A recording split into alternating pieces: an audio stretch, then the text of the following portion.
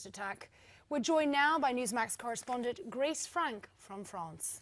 Grace, we appreciate your time, and given the time difference, as night prepares to fall in Paris, what is the mood there right now?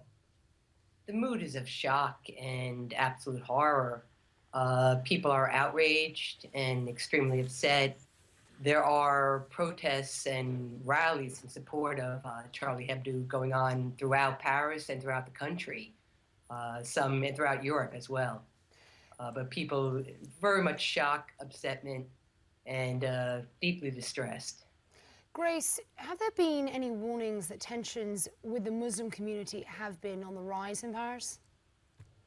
There have been warnings.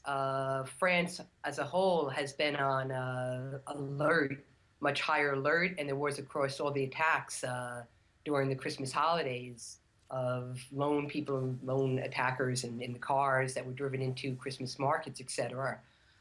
There certainly has been an awareness of a heightened likelihood of attacks. But I think anything on the scale of what happened today, no. Charlie Hebdo, as you know, was under protection for quite a while. And the first police officer who was killed had been assigned to protect the newspaper offices, the magazine offices, directly. But I still think the scale of what happened today was completely surprising. Grace Frank, we've heard reports that the law enforcement presence there was really for the editor-in-chief as opposed to the entire staff. I don't know if you've heard that talk, but will that be one of the afterthoughts, one of the issues of backlash as the French try to process this and decide what to do next? It might well be. I think there is a bit of confusion. I'm not quite sure whether he was to the individual or the offices. He might have been with the individual, the publisher. I'm sure there will be, looking back and recriminations made, what could have been done, the old thinking, what could have been done differently to have prevented this. But the attackers seemed extremely well trained, and everyone is calling them, saying that they were expert in what they had done. In fact, there's reports that the second police officer who arrived on the scene at the reports of shooting, he was executed as the gunmen left. He was injured on the sidewalk. They actually came back and executed him. So, yeah, what could have been done elsewise, of course, otherwise is always going to be examined, but it's not quite certain at this point.